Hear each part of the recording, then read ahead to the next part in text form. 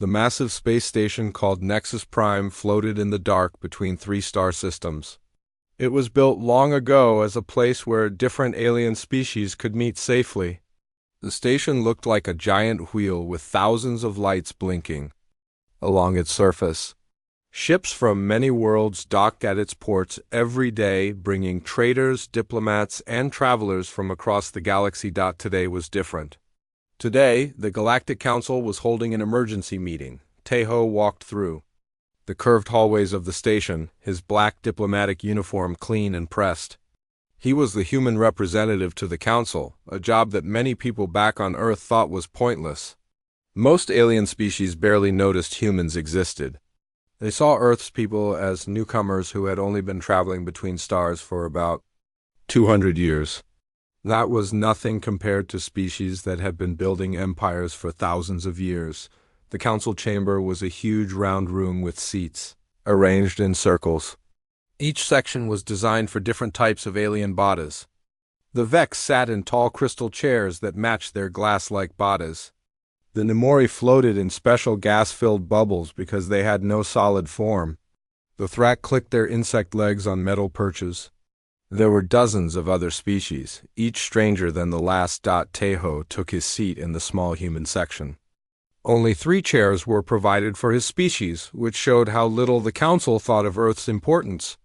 Next to him sat Ba'oram, the captain of the human escort ship that had brought him here. She was a quiet woman with sharp eyes who rarely spoke during these meetings. On his other side was Hyojin, the chief engineer of their delegation ship. She spent most council sessions working on her tablet, updating technical reports. The council leader was a tall, thin creature called Velnath from the ancient Kori species. His skin was silver, and he had 4 arms that moved like liquid when he talked. He stood up, and his voice echoed through the chamber's translation system. "Council members, we face a crisis unlike any in the past 300 cycles," Velnath announced. "The Keth Empire has begun moving towards civilized space." A wave of nervous sounds filled the chamber. The Vex made high-pitched ringing noises. The Thrak clicked their mandibles rapidly. Even the normally calm Nemori swirled faster. In their gas bubbles, Tejo had heard of the Keth Empire, but only in whispered stories. They were said to live in the dark regions beyond the outer rim of the galaxy. Their ships were grown rather than built, massive living creatures that could eat planets. Most council species considered them more myth than reality. 3 outer rim colonies have gone completely silent, Velnath continued. Long-range sensors show nothing but empty space where populated worlds once existed. The Keth bioships consume everything, leaving not even asteroids behind. A Vex representative stood up, her crystal body catching the room's lights. "How close are they to council territories?" 18 cycles at their current speed, Velnath replied, but intelligence suggests they are accelerating their advance. The chamber erupted in panicked discussion. Species representatives shouted over each other in dozens of different languages. The translation system struggled to keep up with the chaos. Ba'oram leaned over to Tejo. "They're scared," she whispered. "They should be," Hyojin added without looking up from her tablet. "The reports I've seen suggest the Keth have weapons that can crack moons." Tejo said nothing. He had seen the same reports. He had also seen other reports that these council members had never been shown. Velnath raised all 4 arms for silence.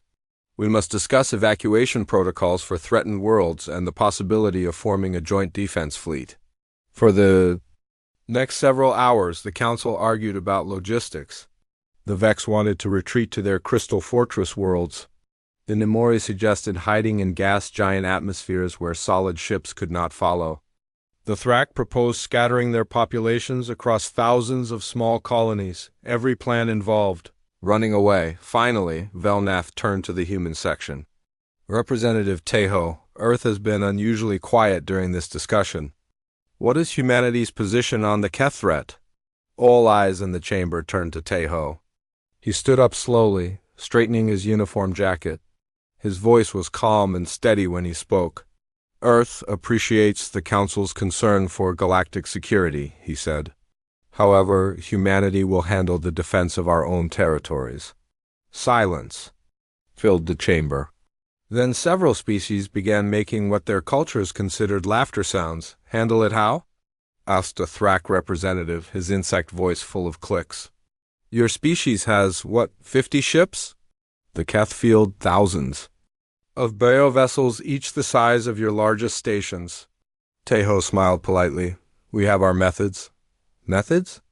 The Vex representative's crystal form flashed with colored lights that showed disbelief. Humans still use primitive chemical rockets for most of their transportation. Your weapons are kinetic projectiles and basic energy beams. What methods? Could possibly work against planet eaters? We'll manage, Teho replied simply. The council members exchanged looks that needed no translation. Humans were brave. They all agreed, but also foolish. Earth's people had always been too confident for their own good. It came from living on a dangerous world where everything tried to kill them. That fighting spirit had helped them reach the stars, but it also made them think they could handle threats far beyond their abilities. Boram's communication device beeped softly. She looked at the message and her face went pale. She leaned over to whisper something in Teho's ear. Teho nodded. The human delegation will be departing Nexus Prime immediately, he announced to the council. We thank the council for their time and wish all species good fortune in the coming crisis. He gathered his papers and stood to leave. Boram and Hyojin followed him. Wait, Velnath called out. Surely Earth will coordinate with council forces? Even if you defend your own worlds, we should share intelligence and resources. Teho paused at the chamber door. We'll send updates as appropriate, he said. Then he left. Behind him, the council continued their panicked planning.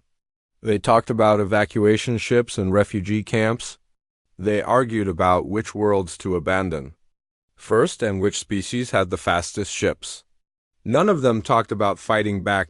As the human delegation walked toward their ship, Hyojin looked concerned. Are you sure about this? The council species have been in space a lot longer than U.S. Maybe we should work with them. Boram shook her head. Did you see their plans? Run and hide? That's all they know how to do. The Viketh have destroyed entire civilizations, Hyojin pointed out. So have we, Teho said quietly. They reached their ship, a modest vessel that looked small and primitive compared to the elegant alien ships docked nearby. Its hull was gray metal covered with sensor arrays and communication dishes. To most aliens, it looked like exactly what they expected from humans, functional but unremarkable. They boarded. Boram received another message on her communication device. This one made her smile for the first time since the council meeting. Began. Signal received and confirmed, she told Teho.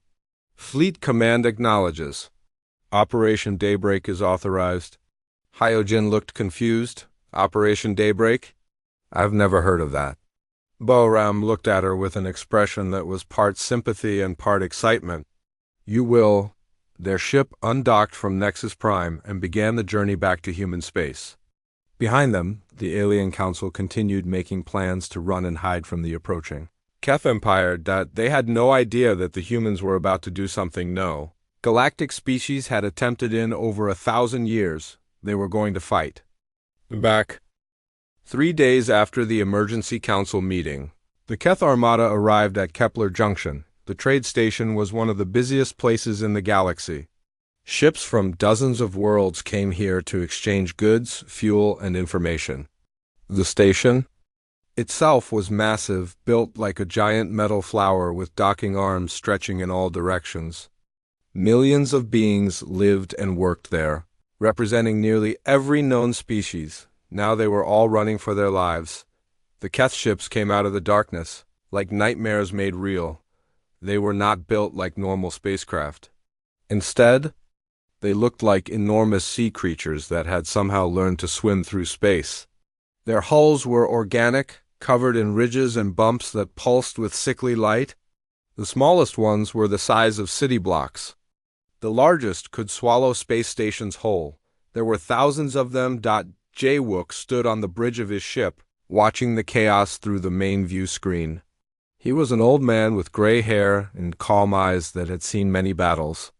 His uniform was different from the diplomatic clothes that Tejo wore. This was a military uniform, black with silver trim and no decorative medals. Function over form like everything else the humans built. "Sir, we're receiving panic broadcasts from the station," reported So Young from her tactical station. She was young for her rank, but her fingers moved across the control panels with the speed of someone who had trained for this moment her entire life. "What's the evacuation status?" Jae-wook asked. Min-ho looked up from his communications console. "Civilian ships are launching as fast as they can, but the Keth are moving too quickly. Station defense forces are trying to buy time, but..." He shook his head. Through the view screen, they could see the battle unfolding. Vex crystal ships fired brilliant beams of light at the approaching bio-vessels. Thrak warbugs swarmed around the larger Keth ships like angry insects. The station's defense platforms launched everything they had. It wasn't enough. The Keth ships barely seemed to notice the attacks. Their organic hulls absorbed energy weapons and healed from kinetic impacts.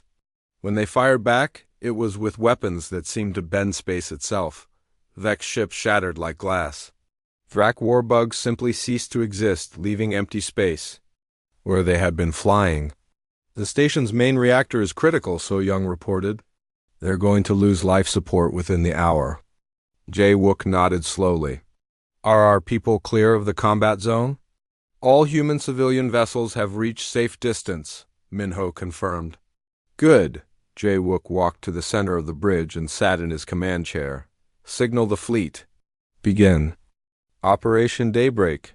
So Young's hands paused over her controls. "Sir, are you certain?" "Once we decloak, there's no going back to the old way." "The old way ended the moment the Keth decided to threaten human space," Jae-wook replied. "Execute the order." So Young pressed a series of buttons on her console. "Fleet Command, this is Admiral Jae-wook, authorization code Alpha 77. Begin Operation Daybreak, all ships, decloak and advance." For a moment, nothing seemed to happen. The Keth continued their assault on the station. Refugee ships continued to flee in all directions. The battle looked like it would end the same way all the others had, with complete Keth victory.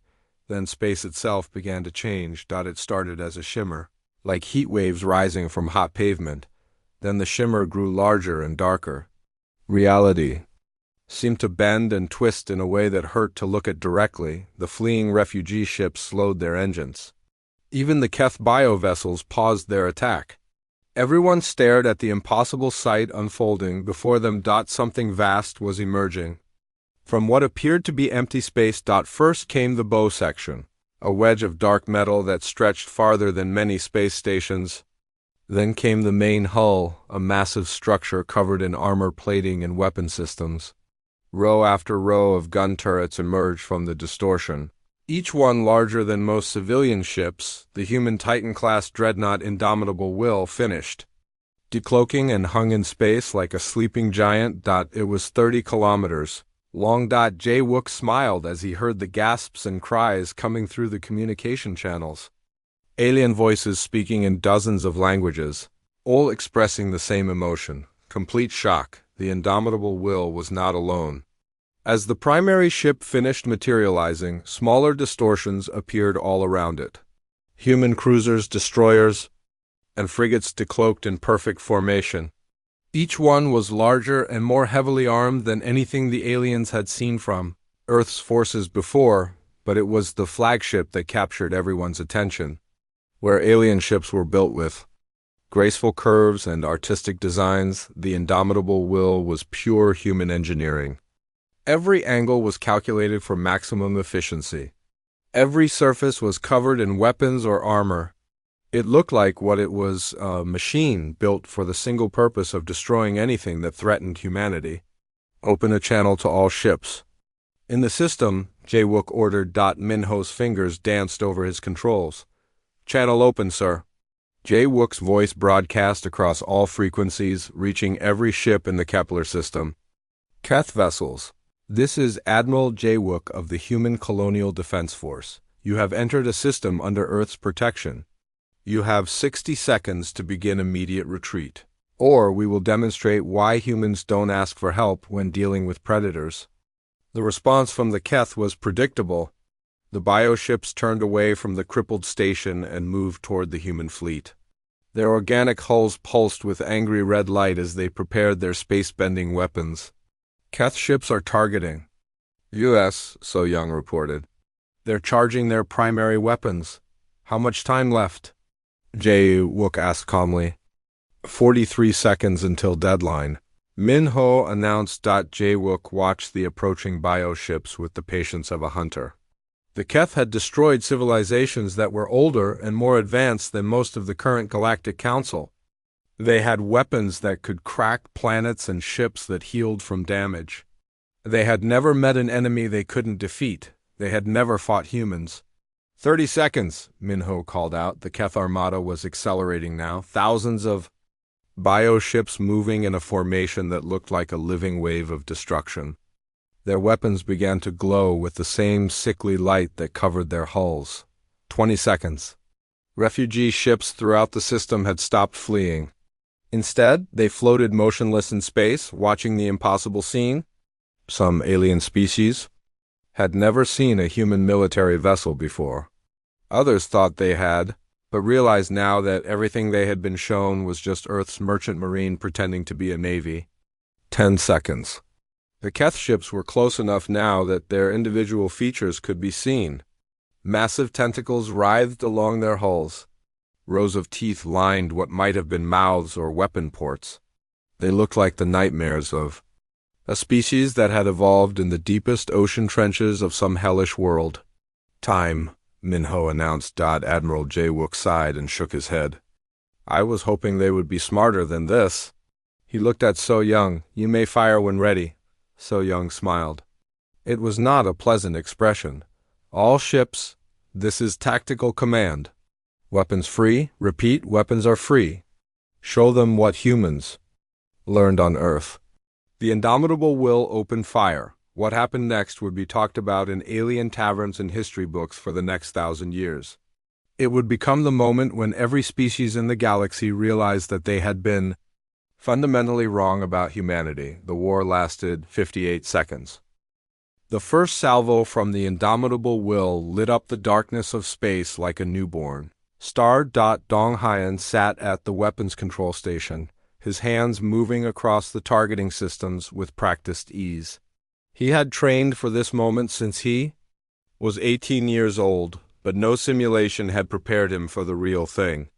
The main plasma cannons fired in sequence, each shot carrying enough energy to vaporize a small moon. The Keth bioships tried to dodge, but they were too large and too slow.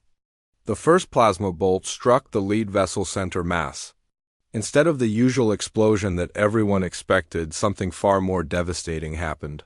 The bioship simply came apart at the molecular level, its organic hull dissolving into glowing particles that scattered across space. Target destroyed, Dong-Hyeon reported, his voice steady despite the adrenaline coursing through his veins. Adjusting fire to secondary targets. Admiral Jae-wook watched the battle unfold from his command chair. Around him, the bridge crew worked with the efficiency that came from years of preparation. This was not their first battle, but it was the first time they had fought without hiding their true capabilities. Status report, he called out. So Young looked up from her tactical display. Enemy formation is breaking apart. They're trying to scatter, but our targeting computers are tracking all vessels. On the main view screen, the Keth Armada was in chaos. The bioships that had seemed so terrifying moments before now looked clumsy and vulnerable. They fired their space-bending weapons at the human fleet, but the shots passed harmlessly through empty space. The human ships were no longer where the Keth weapons were aimed. How are they missing us? So Young wondered aloud. Min-ho answered from his station. Our ships are using gravitational field manipulation. We're not actually moving, we're bending space around us to make it look like we're somewhere else. The technology was beyond anything the Galactic Council had ever seen. While alien species had learned to travel faster than light, Humans had learned to make light lie about where they actually were. Yujin piloted her fighter through the battle zone, leading a squadron of 12 advanced craft. Each fighter was smaller than most alien shuttlecraft, but they moved through space like living things. They could change direction instantly, accelerate to impossible speeds, and pass through solid matter when their phase shifters were active. Gold Squadron, this is Gold Leader, Yujin spoke into her communication system. Form up on me. We're going hunting. Her fighters dove toward a cluster of medium-sized Keth vessels. The bioships tried to track them with their organic weapons, but the human craft were too fast and too unpredictable. Yujin activated her ship's primary weapon, a device that fired concentrated antimatter in microscopic amounts. When antimatter touched the organic hull of a Keth ship, the result was instant annihilation. Matter and antimatter canceled each other out, releasing pure energy. Entire sections of bioships simply vanished, leaving perfectly spherical holes where solid material had been. "This is too easy," one of her squadron members reported over. "The radio, stay focused," Yujin replied. "Easy fights are the most dangerous kind." Back on the indomitable Will, Seokjin monitored the ship's artificial intelligence systems. He was not quite human anymore. Neural implants connected his brain directly to the ship's computer networks.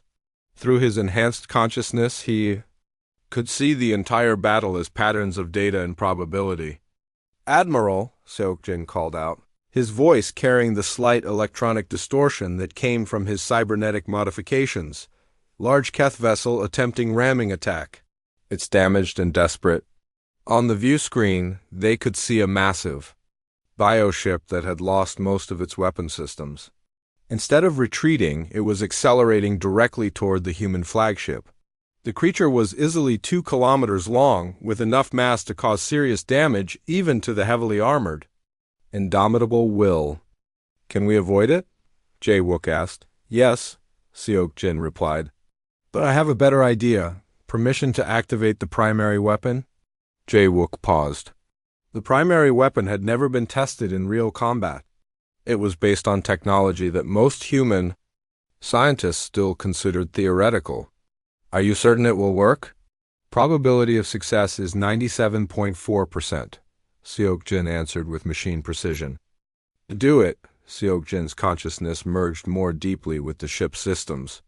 Through sensors and cameras positioned all over the vessel, he could see the approaching Keth ship. It was bleeding strange fluids from dozens of wounds, but still moving. With murderous intent, the primary weapon was not like the plasma cannons or antimatter torpedoes. It did not fire energy or projectiles. Instead, it manipulated gravity itself, creating a localized distortion in spacetime. The effect was simple and terrifying. Space around the attacking bioship began to compress. The vessel found itself being squeezed by invisible forces that it could not fight or understand.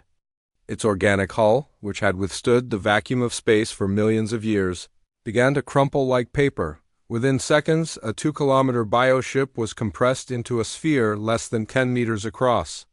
Then even that disappeared as the gravity well collapsed in on itself. Leaving only empty space and a few scattered particles, the ramming attack had been stopped without firing a single conventional shot. Throughout the battle zone, similar scenes were playing out.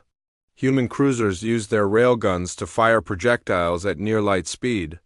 The kinetic energy was so enormous that when the metal slugs hit their targets, they passed completely through the bioships and out the other side, leaving molten holes that glowed like stars.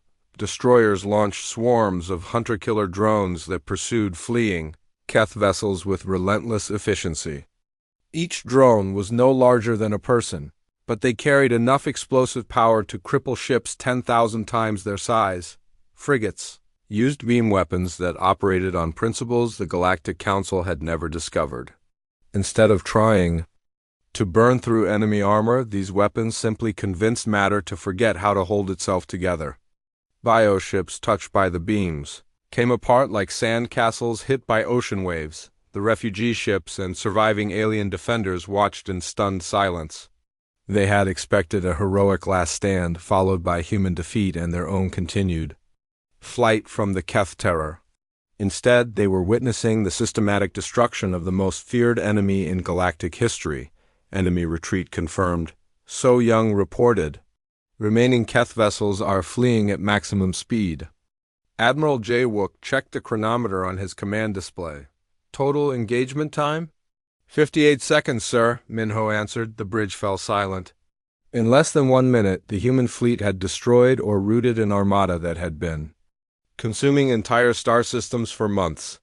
The Keth bioships that had seemed so terrifying were now just glowing debris scattered across space. Signal all human vessels, Jaewook ordered. Secure from battle stations. Begin search and rescue operations for any survivors. He stood up from his command chair and walked to the main view screen. Beyond the floating wreckage, he could see the alien refugee ships hanging motionless in space. Their crews were probably trying to understand what they had just witnessed. Minho, open a channel to all ships in the system. Channel open, sir. Jaewook's voice carried to every vessel in the Kepler system, human, alien, military, and civilian. This is Admiral Jaewook to all ships. The immediate threat has been neutralized. Human vessels will provide assistance to any ship requiring aid. To all Keth forces monitoring this frequency, Earth's children are no longer content to hide behind borders. You have 48 hours to begin full retreat from all occupied territories, or we will visit every one of your worlds. The message was broadcast on all frequencies and in all known languages. Within hours, it would reach every corner of the galaxy. The species that had cowered in fear of the Keth Empire would learn that humanity had ended the threat in less than 1 minute of actual combat.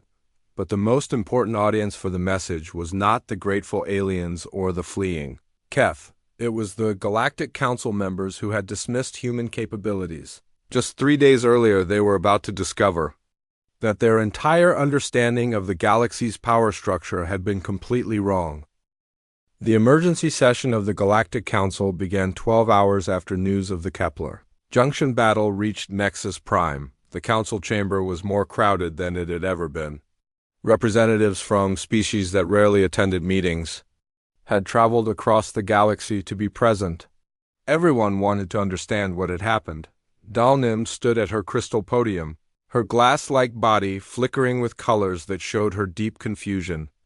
She had lived for over 3,000 years and had never seen anything like the reports coming from Kepler Junction. As the eldest member of the council, she was expected to make sense of impossible events. The initial reports seemed like errors. In translation, she announced to the gathered representatives, the bioships destroyed in seconds, weapons that bend space itself. An entire Keth armada defeated by forces we never knew existed, the chamber filled with nervous sounds. Clicking, whistling, electronic beeps, and dozens of other noises that served as worried murmurs for different species. But we have confirmed these reports with our own sensor data, Dalnim continued. The humans have capabilities far beyond what any of us believed possible. One Shik sat in the human section, wearing the same type of black uniform that Admiral Jaewook had worn during the battle. Unlike Teho's diplomatic clothes, this was clearly a military uniform. The other council members had noticed the change. Immediately next to him sat Yunru, a human scientist who specialized in studying alien cultures. She had been watching the reactions of different species with great interest. The patterns of behavior she observed would be useful for future human planning. Representative One Shik, called out a Thrak delegate, his insect voice sharp with anxiety. We demand an explanation. Where did these ships come from? How did you build weapons that our sensors cannot even understand? One Shik stood up slowly. He was a middle-aged man with calm eyes and graying hair. When he spoke, his voice carried the tone of someone revealing a secret that had been kept for a very long time. The ships you observed at Kepler Junction represent a small portion of humanity's actual military capabilities, he said simply. The chamber fell silent. Even the species that did not understand human facial expressions could hear the significance in his words. Impossible, declared an Amori representative, his gas form swirling rapidly with agitation. Our intelligence networks monitor all human Shipyards, you build cargo vessels and small patrol craft. Nothing larger than a frigate has ever been observed. One Shik smiled. You have been monitoring our civilian merchant marine. Our actual military has been building in deep space for the past century. The implications hit the assembled representatives like a physical blow. For decades, they had been watching human shipyards, counting human vessels, and estimating human capabilities. They had based their understanding of Earth's power on what they could see. What they could see had been deliberately designed to mislead them. Eun-Ru stood up next to One Shik. May I address the council? Dalnim's crystal form flickered with uncertainty, but she nodded. The council recognizes Dr. Yunru of the human delegation. Thank you, Yunru said politely. I study alien cultures as part of my research. Over the years, I have observed that most galactic species make the same fundamental assumption about warfare and technology. She paused, looking around the chamber at the hundreds of alien representatives. You assume that military capability correlates with visible infrastructure. You believe that a species' strength can be measured by counting their ships and weapons. This assumption has served you well when dealing with each other, because most species in this galaxy think in similar ways. Another pause. The chamber remained completely silent. Humans think differently. A Vex representative interrupted, her crystal voice ringing with disbelief. Are you claiming that humanity has been deliberately deceiving the entire galactic community? No, Yunru replied calmly. We have been conducting the most comprehensive intelligence gathering operation in galactic history. The words struck the council like a bomb. Representatives began shouting in dozens of languages. The translation system struggled to keep up. With the chaos of voices demanding explanations, denying possibilities, and expressing outrage. One Shik waited for the noise to die down before continuing. Every trade mission, every diplomatic exchange, every cultural program has served a dual purpose.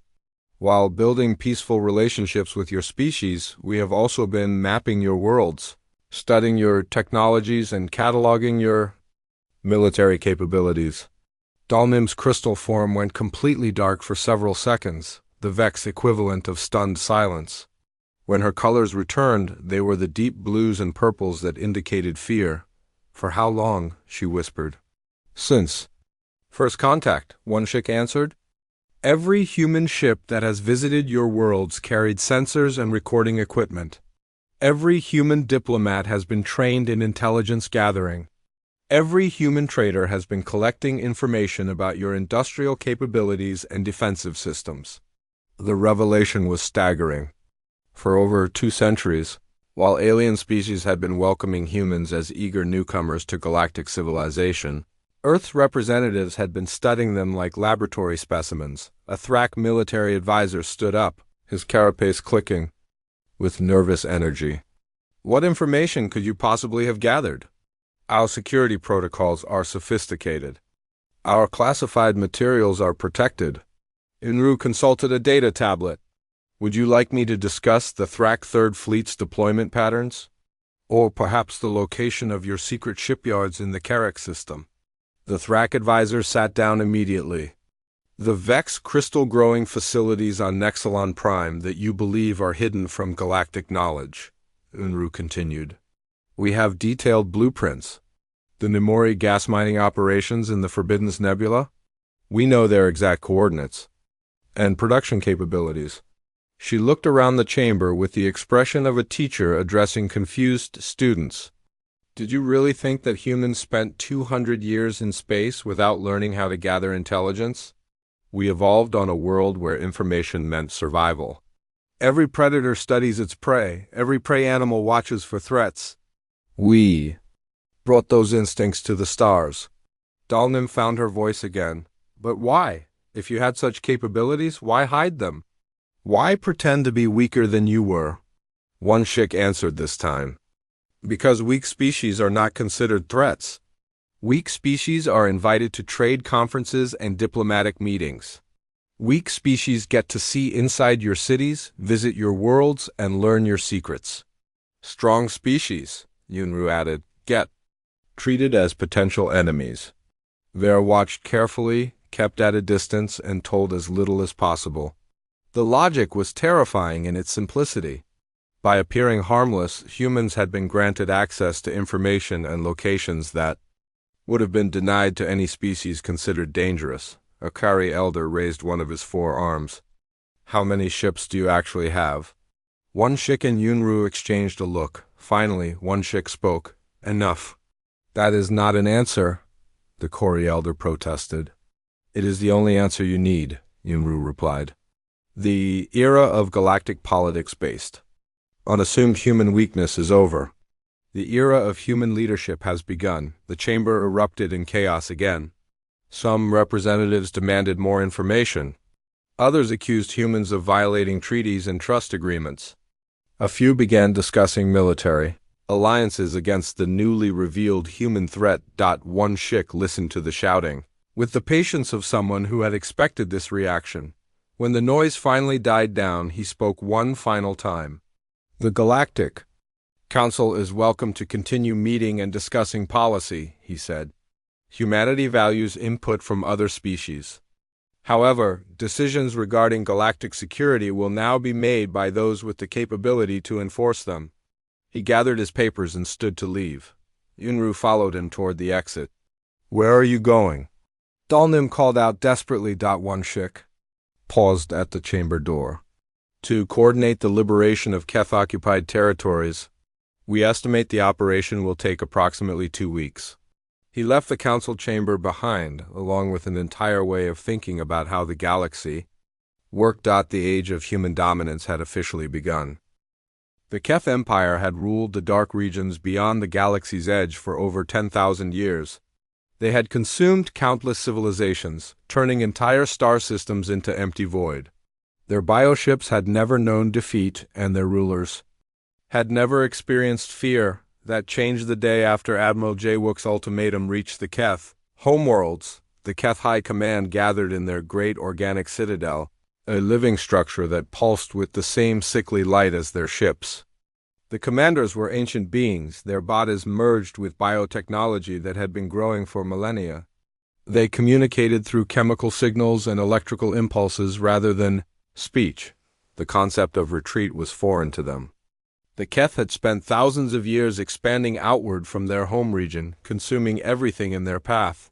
They had faced resistance before, but never from prey that could actually hurt them. The destruction of their Kepler Junction armada was impossible to ignore, but the Keth High Command decided it was a fluke. Perhaps the humans had stolen advanced technology from another species.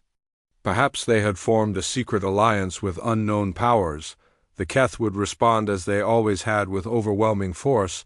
Within hours of the human ultimatum, biofoundries throughout Keth space began producing new vessels.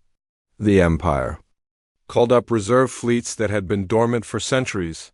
Ancient planet killers that had not seen battle in 1,000 years were awakened and prepared for war. The humans had destroyed one armada. The Keth would send 100. Kyungsu watched the enemy mobilization from the bridge of his Titan-class ship Terra's Wrath. His vessel hung in the darkness between galaxies, invisible to Keth sensors but perfectly positioned to observe their preparations. The sight of millions of bioships gathering for war might have worried commanders from other species. Kyung-Su was not worried. He was disappointed. They're making the same mistake everyone else makes, he told his crew. They think this is about ship numbers and firepower. Hey, one looked up from her strategic planning station. She was younger than most fleet commanders, but her mind worked in ways that impressed even the artificial intelligence systems. Sir, intelligence reports suggest the Keth are mobilizing their entire military. Over 3 million vessels across 40 systems. Good, Kyungsu replied. The more they gather in one place, the easier our job becomes. Young-ho stood near the tactical display, studying the Keth fleet movements. As the commander of human ground forces, he was responsible for what would happen after the space battles ended. His job was to make sure the Keth learned lessons they would never forget. What are your orders, sir? Hey, one asked. Kyung-Su smiled with the expression of a predator who had found perfect hunting grounds. We're going to show them what humans learned about warfare on Earth.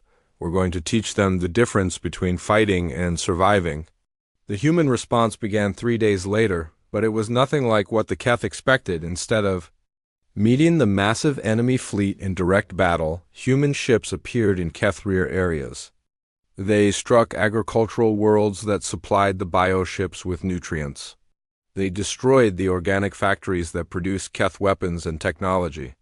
They severed the supply lines that connected the Empire's scattered territories. The attacks were surgical and devastating. Human ships would decloak, destroy their targets with precision weapons, and disappear before Keth defenders could respond. Entire industrial systems were left burning while the main Keth fleet remained untouched. HFY coordinated the campaign from her command center aboard Terra's Wrath. Holographic displays showed her the status of operations across dozens of star systems. Each successful mission removed another piece of the foundation that supported Keth civilization. "Status report on Operation Famine," she requested. A junior officer responded immediately. "All major food production facilities in the Keth outer territories have been neutralized. Their bioships will begin experiencing nutrient shortages within 2 weeks. And Operation Blindness? Communication relays and sensor networks in 15 systems have been destroyed. The Keth military is losing coordination between fleet groups." Kyung-soo nodded approvingly. "Perfect. What about their morale?" This question was answered by Byung-ho. His ground forces had been conducting their own special operations throughout Keth space. "We've been broadcasting recordings of the Kepler Junction battle to every Keth world. The population is beginning to understand that their supposedly invincible military was destroyed in less than 1 minute. The psychological warfare was perhaps even more effective than the physical attacks. For thousands of years, the Keth had been the ones who brought fear to other species. Now they were experiencing terror for the first time in their civilization's history. Human ships didn't just attack military targets. They appeared in the skies above Keth cities, broadcast messages in the Keth language, then left without firing. A shot. The message was always the same. "We could end you at any moment. We choose not to, for now." The effect on Keth society was devastating. Their entire culture was built around the concept of being the ultimate predators. Discovering that they were prey shattered their psychological foundation, but the most terrifying aspect of the human campaign was its efficiency. Earth's forces struck exactly what they intended to strike, when they intended to strike it with no wasted effort or collateral damage. It was warfare conducted with the precision of a surgical operation. The Keth High Command tried to respond, but their massive fleet was designed for consuming helpless civilizations, not fighting an enemy that refused to engage directly. Their bioships were powerful but slow. Their weapons were devastating but required targets that stayed still long enough to be hit. Human ships moved like ghosts through Keth space, appearing only long enough to deliver destruction before vanishing. Again, the Keth found themselves in the impossible position of being unable to protect their own territory despite having the largest military force in their history. 2 weeks into the campaign, something unprecedented happened in the 10,000 year. History of the Keth Empire. A delegation of Keth nobles requested a meeting with human representatives. The meeting took place in neutral space, aboard a space station that the humans had captured and converted for diplomatic purposes. Kyung-soo attended personally. Along with HFY and a small group of human negotiators, the Keth delegation was led by an ancient being whose biotechnology was so advanced that it was difficult to tell where the creature ended and the machine began. It communicated through a translation device that converted chemical signals into spoken language. "We wish to discuss terms," the creature said, its voice distorted by the translation process. Kyung-soo leaned back in his chair. "I'm listening. The Empire will withdraw from all territories occupied in the past 2 cycles. We will return captured populations and resources. We ask only that the attacks on our infrastructure cease." The offer was everything the Galactic Council had hoped for when the crisis began. Complete Keth withdrawal, return of all conquered peoples, and an end to their expansion. It should have been cause for celebration. Kyung-soo shook his head. Not enough. The Keth delegate's biomechanical form shifted with what might have been confusion. What more do you require? Complete military disarmament, Hae-won answered. Destruction of all planet-killer vessels and weapon production facilities. Establishment of human monitoring stations throughout Keth space. And formal acknowledgement that Earth is the supreme authority in this region of the galaxy. The Keth delegate was silent for several minutes, processing the demands. When it finally spoke, its voice carried the tone of a species that had learned the true meaning of defeat. These terms, they would end the empire as it has existed for 10 millennia. Yes. Kyung-soo agreed simply. Another long silence. Finally, the delegate spoke the words that would reshape galactic politics forever. We accept. The Keth Empire, which had terrorized the galaxy for thousands of years, formally surrendered to humanity after fighting for exactly 16 days. The news reached every corner of civilized space within hours. The species that had cowered in fear of the Keth now realized that the greatest predators in galactic history had been reduced to vassals by the supposedly weak humans from Earth. The galaxy's power structure had been turned completely upside down, and everyone was beginning to understand what that meant for the future. 6 months after the Keth Empire's surrender, the galaxy looked completely different. In-soo walked through the corridors of Nexus Prime, observing the changes that had transformed the station since his last visit. Where once the halls had buzzed with the confident chatter of species who believed they understood their place in the galaxy, now there was a quieter, more careful atmosphere. Alien representatives spoke in hushed tones and watched human visitors with expressions that mixed respect, fear, and desperate curiosity. He was the new human ambassador to the Galactic Council, replacing Taeho, who had been promoted to oversee Earth's expanding colonial administration. In-soo's job was different from his predecessors.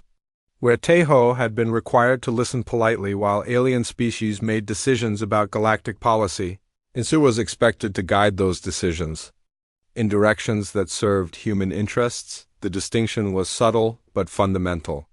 Humanity was no longer asking for permission to participate in galactic affairs. They were explaining what they intended to do and allowing other species to adjust accordingly. Ambassador In-soo, called a familiar voice from behind him. He turned to see Dalnim approaching, her crystal form flickering with the subdued colors that had become her normal state since learning the truth about human capabilities. The ancient Vex had aged considerably in the past 6 months. Though her species typically lived for thousands of years without visible change, Counselor Dalnim, In-soo replied politely. How may I assist you? I wanted to discuss the latest trade proposals from the Rim territories, she said, her crystal voice carrying none of the authority it once had. Several species are requesting protection agreements with Earth, In-soo nodded. This was happening more frequently each week. Species that had once ignored humanity now competed desperately for Earth's attention and favor. The transformation was remarkable to observe.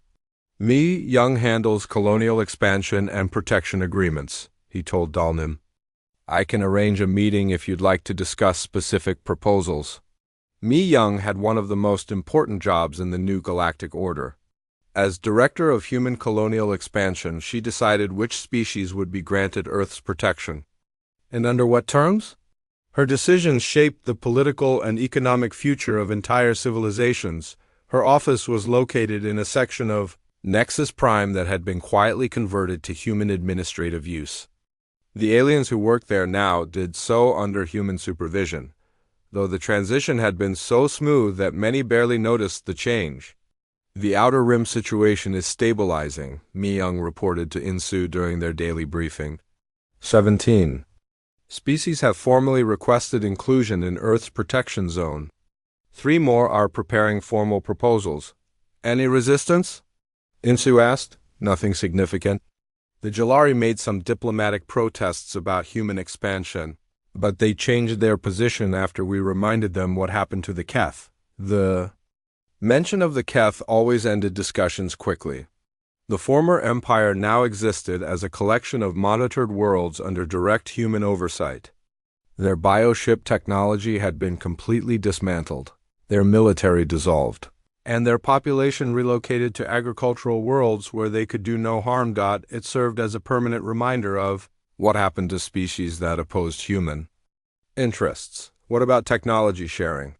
Insu continued. This question was answered by Jian Wu, who had joined them for the briefing.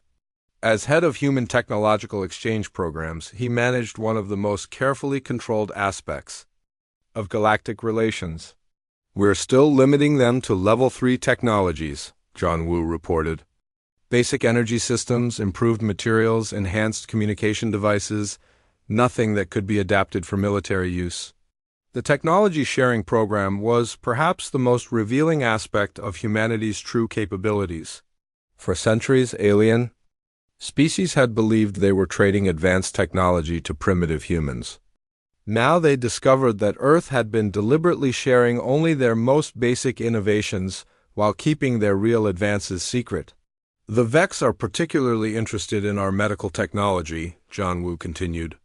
They're offering significant concessions for access to human healing methods. Approved, Ensu decided. Medical technology builds goodwill without compromising security. This was the pattern that had emerged across the galaxy. Species that cooperated with human leadership received genuine benefits, better technology, protection from threats, access to trade networks that Earth controlled. Those that resisted found themselves increasingly isolated as their neighbors chose human partnership over independence. The transformation was so complete that most aliens had begun to forget what galactic politics had been like before human dominance. A communication alert interrupted their meeting. Mi Young checked her display and frowned. "We have a situation," she announced. "The Thrak are testing our resolve." The report was troubling but not unexpected. A Thrak military force had attacked a small human mining colony in the disputed border regions. The assault had been swift and brutal, clearly intended to test whether humanity would respond to minor provocations with the same overwhelming force they had used against the KETH. Insu reviewed the tactical reports with the calm expression of someone who had been expecting this moment. The Thrak were warriors by nature, and their culture respected only strength. They had been watching human responses to various crises, looking for signs of weakness or hesitation. "Casualties?" he asked. 17 humans killed, 43 wounded," Mi Young replied.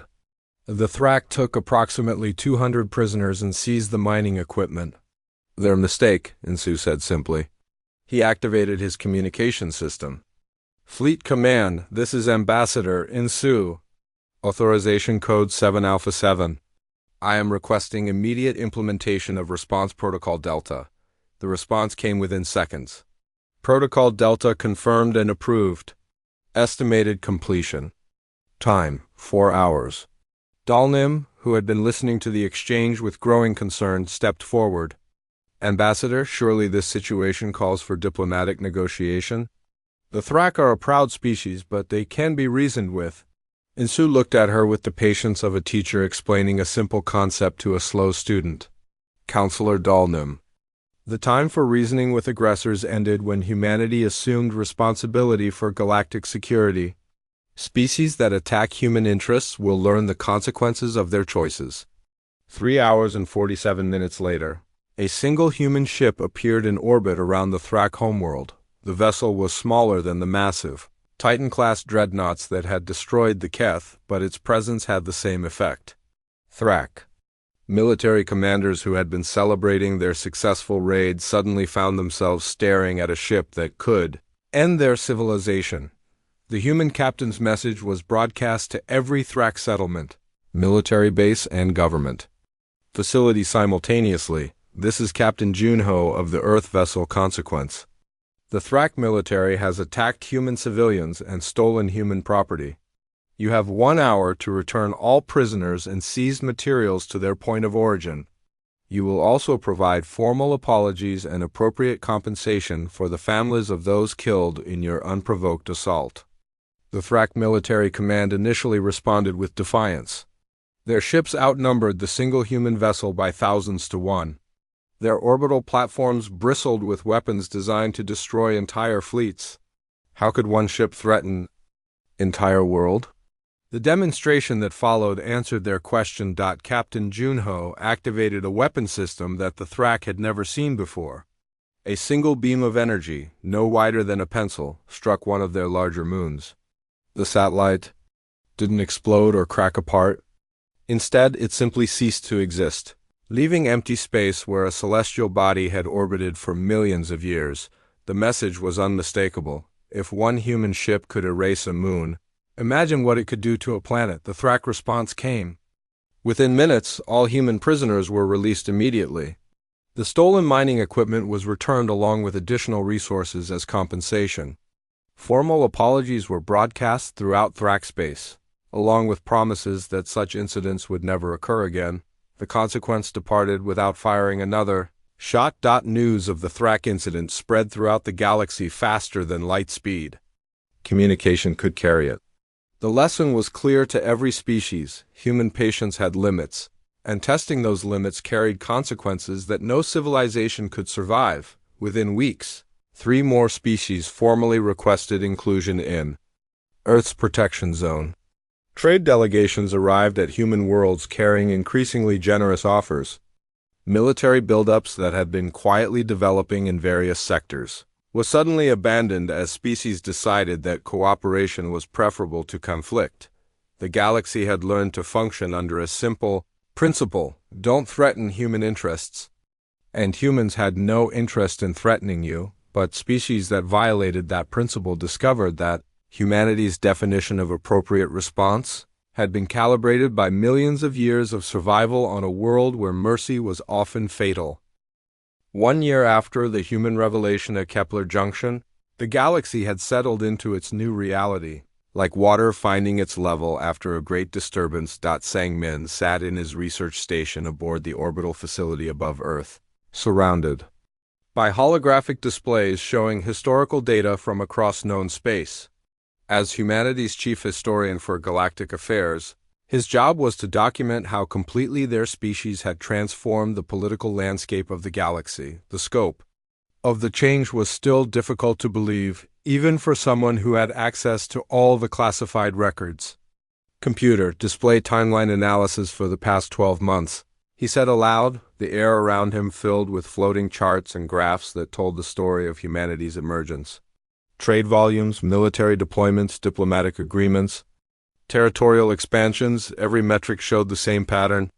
In less than 1 year, Earth had become the center of galactic civilization.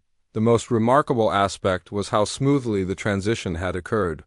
There had been no massive wars, no widespread destruction, no collapse of galactic infrastructure. One day, the galaxy had been ruled by the collective decisions of dozens of species, and the next day it was guided by human leadership. Most aliens barely noticed the change until it was already complete. Sang-min called a voice from across the research facility. He looked up to see Ji-Yoon approaching, her captain's uniform bearing the insignia of humanity's new deep space exploration command. Her ships ventured beyond the known galaxy, seeking new worlds and new challenges for their species to overcome. Any interesting discoveries? Sang-min asked. Ji-Yoon activated a portable holographic projector, filling the space between them with a 3-dimensional map of unexplored space. Red dots marked locations where her scouts had found signs of advanced civilizations. 7 new species discovered in the past month, she reported. 3 show technology levels comparable to the old Galactic Council. 2 appear to be significantly more advanced. The other 2 are primitive but show potential for rapid development. Sang-min studied the map with the analytical mind of a historian who understood patterns across time. How are you approaching contact? Standard Protocol 7, Ji-Yoon replied.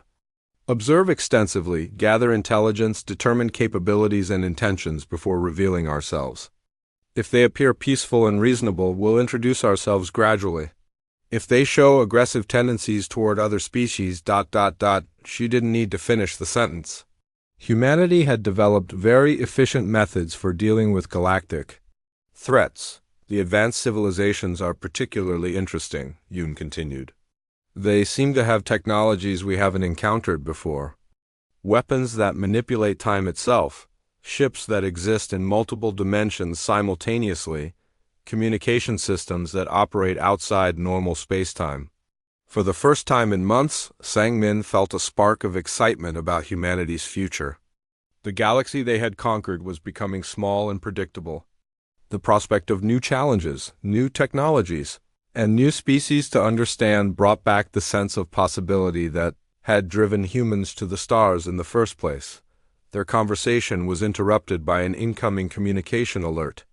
The holographic display showed the face of Wu Jin, calling from his Philosophy Institute on the human colony world of New Seoul. Sang-min Ji-yoon, I hope I'm not interrupting important work, Wu Jin said with the slight smile that meant he had something significant to discuss. What's on your mind? Ji-yoon asked. I've been studying the psychological and social impacts of our emergence as the dominant galactic power, Wu Jin explained. The results are fascinating and somewhat disturbing. Wu Jin was humanity's leading expert on the philosophical implications of their species' rapid rise to galactic dominance. His job was to understand not just what humans had accomplished, but what it meant for their future development as a civilization. Disturbing how? Sang-min asked. The alien species have adapted to human leadership faster than we anticipated, Wu Jin replied. Much faster. Within 6 months, most civilizations had restructured their entire societies around the assumption that humans make the important decisions for the galaxy. Ji-in frowned. That sounds like a positive development. On the surface, yes, Wu Jin agreed.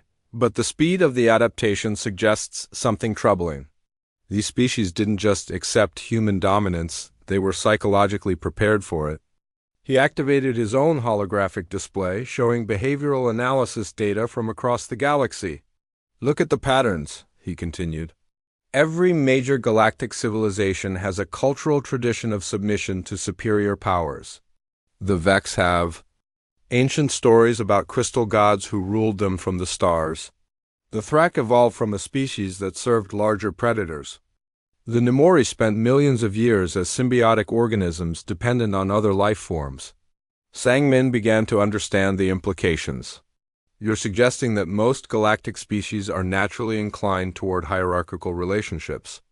Exactly. Wu Jin confirmed. They've been waiting for someone to take charge even if they didn't realize it. The old Galactic Council was an artificial construct that went against their basic psychological makeup. When humans demonstrated superior capability, they were almost relieved to have someone else make the difficult decisions. The analysis was both encouraging and unsettling. It explained why galactic society had adapted so quickly to human leadership. But it also raised questions about humanity's own psychological development. What about us? Ji-yoon asked. How has dominance affected human psychology? Wu Jin's expression grew more serious. That's the truly disturbing part. We've adapted to rulership just as easily as they've adapted to being ruled. It's as if our species was designed for this role. He displayed new data showing human behavior patterns since the Kepler Junction battle. Look at our population statistics. Birth rates have increased by 30%.